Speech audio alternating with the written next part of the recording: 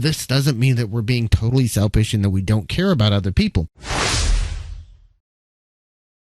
Welcome to the Serenity Journey. My name is James, and I help people find their pathway to inner peace. Today, we're going to be talking about other people's opinions of you. You know, as I study the Serenity Prayer, one of the things that we learned is we accept the things we cannot change. And one of the biggest things we cannot change is other people's opinions of us. We face this problem every single day. And I understand it. If you're struggling with this, I understand how it is. I spent years of my life feeling sorry for myself because other people said I was a bad person, or feeling all these things. And I have people today still tell me I'm a bad person because they don't understand where I'm coming from.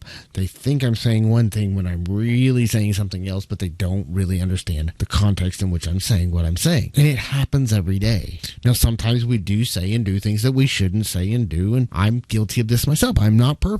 And I'm kind of a master at being an asshole, so opening my mouth and saying things in a way that's a complete and total asshole move. I don't see a halo over my head. But the thing is that we have to stop taking so personally what other people say about us. In Dr. Wayne Dyer's teachings, one of the things he taught was the 6 faces of the ego. And one of the 6 faces of the ego is my reputation.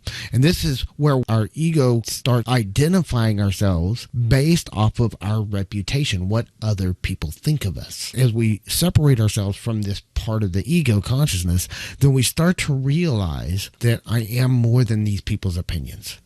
I am so much more.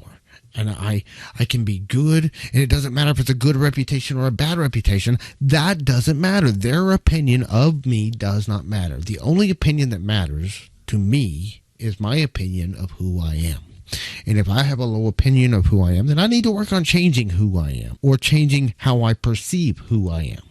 If I have a higher opinion of who I am, then I need to moderate that maybe and look at where am I. The most important relationship you have in your life is your relationship with yourself, and you should be working on developing that relationship above and beyond everyone else.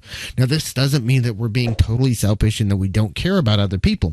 In fact, you can't do everything you can do to serve other people and to help other people and to be the person you want to be for other people until you focus on building your relationship with yourself, being secure with who you are, knowing what your values are, being honest with yourself about whether you're living up to your values or not. And I've had times where I have to look at myself honestly and say, you dumbass, you're not doing what you say you're gonna do. I do this almost every day. There's things that we have to look at with ourselves with honesty and be true to ourselves and be authentic with ourselves.